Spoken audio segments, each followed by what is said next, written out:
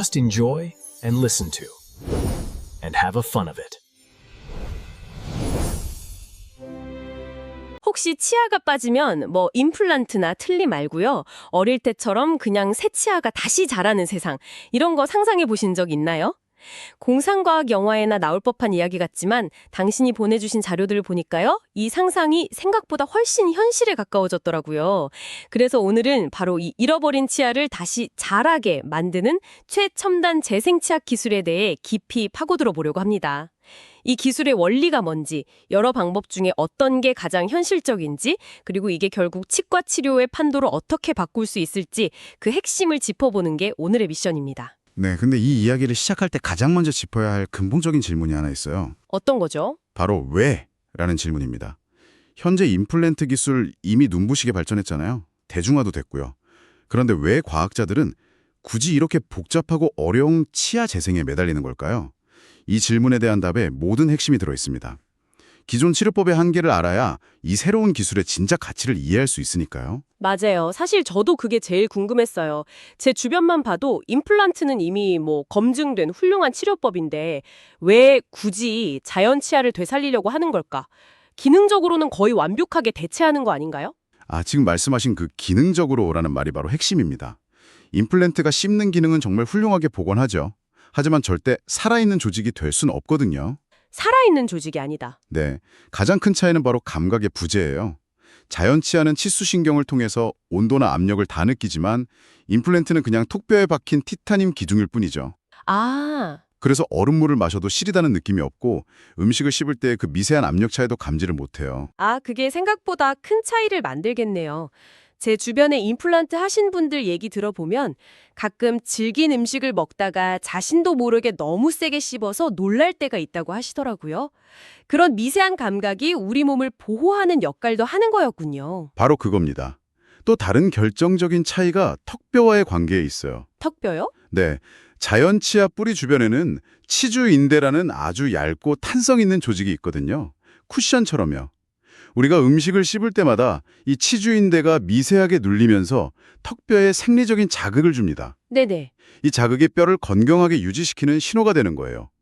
임플란트도 물론 뼈를 자극하긴 하지만 이런 생리적인 방식하고는 거리가 좀 멀죠. 그렇군요. 게다가 잇몸 절개하고 뼈에 구멍 뚫는 수술 과정 자체가 부담스럽고 비용도 만만치 않다는 건 다들 아시는 한계고요. 그렇군요. 결국 기능만 흉내내는 대체품이 아니라 감각이랑 생리 기능까지 모두 갖춘 진짜 내 몸의 일부를 되찾는 것. 이게 최종 목표라는 말씀이네요. 와, 이건 단순히 치과 기술의 발전이 아니라 인공물로 신체를 대체하던 시대에서 우리 몸의 코드를 이용해 재생시키는 시대로 넘어가는 완전히 다른 차원의 이야기처럼 들리는데요? 정확한 표현입니다. 일종의 패러다임 전환이죠. 그래서 과학자들의 접근법도 크게 두 가지 전략으로 나뉩니다. 하나는 실험실에서 아예 새로운 치아를 만들어내는 것. 그리고 다른 하나는 우리 몸속에 잠자고 있는 능력을 깨우는 겁니다. 만들기 대 깨우기라니 비유가 아주 흥미롭네요. 만들기는 왠지 상상이 가요. 혹시 줄기세포 같은 걸 쓰는 건가요? 맞습니다. 만들기 전략은 조직공학 기반의 바이오 치아라고 부릅니다. 환자 본인의 줄기세포, 특히 어떤 세포로든 변할 수 있는 유도 만능 줄기세포, 즉 iPS 세포를 이용해서요. iPS 세포? 네, 그걸로 범낭질, 상아질, 신경, 혈관까지 완벽하게 갖춘 치아 구조물을 실험실에서 배양하는 방식입니다. 가장 이상적이고 궁극적인 목표라 할 수 있죠. 와, 실험실에서 치아를 만든다니 이건 마치 장기 이식을 기다리는 대신에 내 세포로 맞춤형 장기를 주문 제작하는 시대가 온다는 신호탄 같네요. 그럼 깨우기는 어떤 원리죠? 우리 몸에 그런 능력이 아직 남아있다는 건가요? 바로 그 점이 정말 놀라운 부분입니다. 깨우기 전략은 우리 턱뼈 안에 아직 잠재적으로 남아있을 수 있는 휴면 상태의 치아 씨앗이요. 씨앗이요? 네, 일종의 발화점인데 이걸 특정 약물로 자극해서 깨우는 방식이에요. 외부에서 만들어서 이식하는 게 아니라 우리 몸이 스스로 치아를 다시 만들도록 유도하는 거죠. 잠깐만요. 그게 정말 가능하다면 훨씬 더 자연스럽고 이상적인 방법 같은데요. 외부에서 만든 걸 이식하는 것보다 우리 몸이 직접 만드는 게 거부 반응도 훨씬 적을 것 같고요. 정확히 보셨습니다. 바로 그게 현재 기술 개발의 핵심적인 차이를 만들고 있어요. 실험실에서 바이오 치아를 아무리 완벽하게 만들어도 이걸 톡뼈에 이식했을 때 기존의 혈관이랑 신경망에 제대로 연결되게 하는 것. 아, 연결. 네, 그게 기술적으로 엄청나게 어려운 과제입니다. 생체 통합이라는 아주 거대한 산을 넘어야 하죠. 그렇군요. 하지만 약물로 체내에서 직접 치아를 자라게 하면 우리 몸의 기존 시스템을 그대로 활용하니까 이 복잡한 문제를 아주 우아하게 피해갈 수 있는 거예요. 와, 그래서 현재 상용화 속도 면에서는 이 깨우는 방식이 압도적으로 앞서가고 있겠네요. 압도적으로 앞서가고 있는 겁니다. 그렇군요.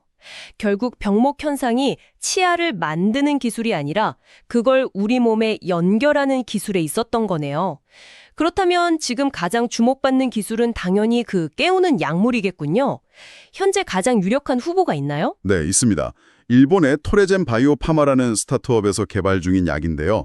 TRG-035라는 항체 의약품입니다.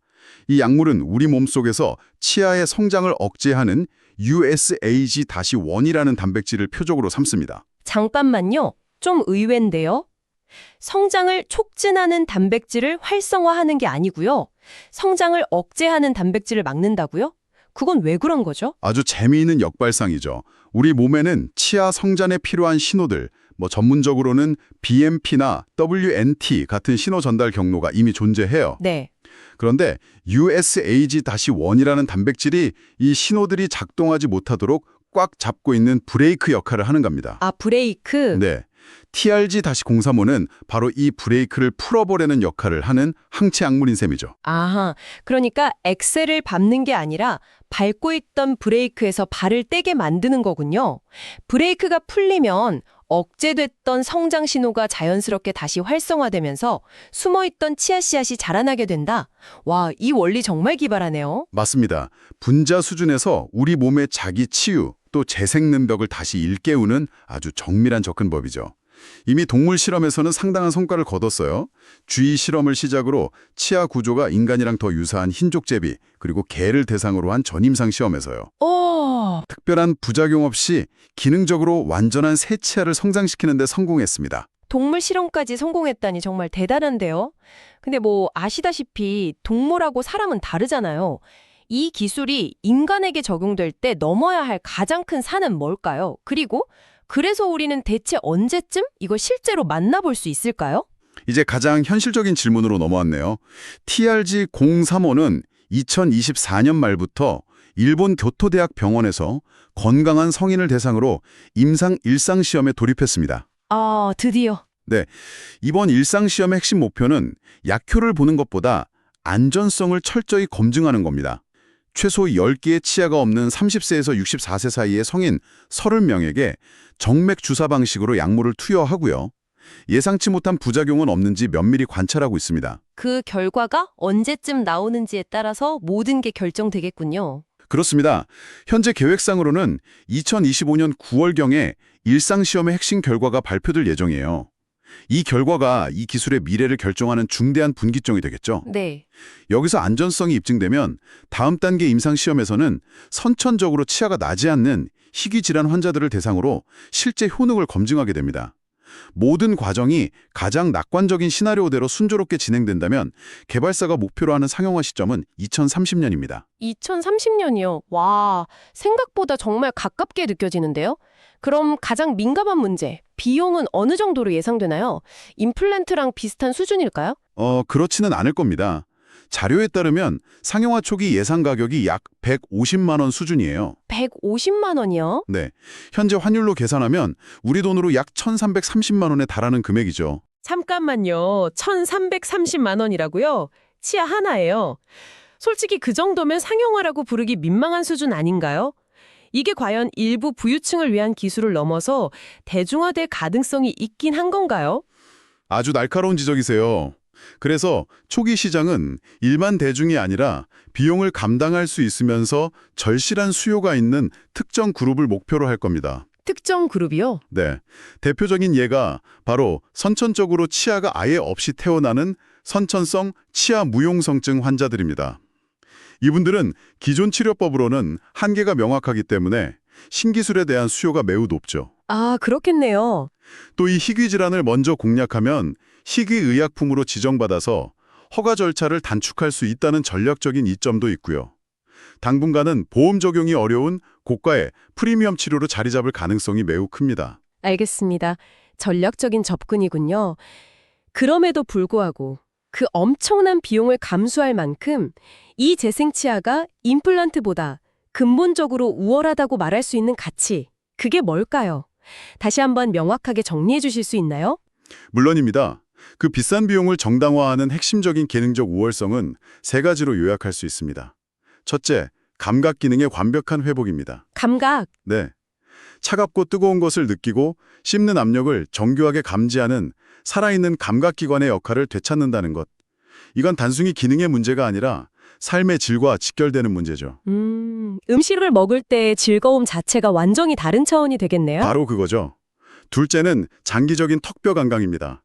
앞서 말씀드린 그 치주인대가 턱뼈에 가하는 생리적인 자극을 통해서 장기적으로 뼈의 밀도를 건강하게 유지하는데 임플란트보다 훨씬 유리합니다. 네. 마지막 셋째는 낮은 침습성과 안정성입니다. 아, 수술을 안 하니까요. 네. 잇몸을 째고 뼈에 구멍을 뚫는 외과 수술이 아니라 간단한 주사 방식이라 환자의 신체적 부담이 비교할 수 없이 적죠. 그리고 인공물이 아니므로 임플란트 주위염처럼 임플란트 자체 구조 때문에 발생하는 고질적인 장기 합병증 위험이 원천적으로 사라지게 되는 거고요. 그렇군요. 감각, 턱뼈 건강, 안정성. 단순히 씹는 기능을 넘어서 내 몸의 일부로서 완벽하게 통합된다는 점이 핵심 가치군요. 네, 오늘 우리가 깊이 들여다본 것처럼 치아 재생 기술은 크게 두 갈래로 발전하고 있습니다. 실험실에서 완전한 치아를 배양하는 바이오 치아 기술은 혈관과 신경 연결이라는 거대한 기술적 허들을 넘어야 하므로 아직은 더 먼 미래의 이야기로 남아 있고요. 반면에 일본의 TRG-535처럼 우리 몸의 잠재력을 약물로 깨우는 방식이 2030년 상용화를 목표로 가장 현실적인 대안으로 떠오르고 있죠. 비록 초기에는 극소수를 위한 고가의 프리미엄 시장을 형성하겠지만 치과 치료의 패러다임을 근본적으로 바꿀 잠재력만큼은 확실해 보입니다. 잃어버린 신체 일부를 대체하는 것을 넘어서 약물로 다시 자라게 한다는 발상 자체가 우리가 정말 놀라운 시대에 살고 있다는 걸 실감하게 하네요. 오늘은 잃어버린 치아를 되찾는 기술에 집중해봤습니다. 그런데 여기서 한 걸음만 더 나아가 보면 어떨까요? 이 기술의 핵심은 성장을 억제하는 유전자의 활동을 조절하는 거였잖아요. 네, 그랬죠. 만약 미래에 이 원리를 더 정교하게 발전시킨다면 단순히 사라진 치아를 재생하는 것을 넘어서요. 기존에 있던 치아의 범랑질을 더 단단하고 충치가 잘 생기지 않는 슈퍼 범랑질로 강화하도록 유도할 수도 있지 않을까요? 오, 문제가 생긴 뒤에 고치는 치료의학에서 문제가 생기기 전에 신체를 더 강하게 만드는 예방 및 강화의학으로 넘어가는 새로운 가능성을 상상해보게 됩니다.